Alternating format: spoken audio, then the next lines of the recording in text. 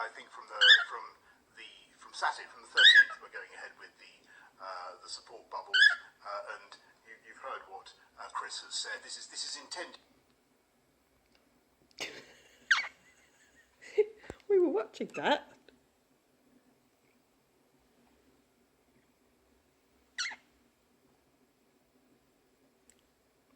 What have you done?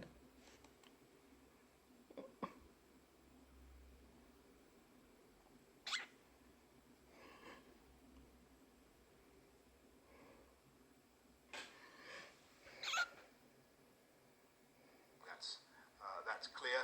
Let's go to questions from journalists. Let's go to Laura Koonsberg of the BBC. Thank you very much, Prime Minister.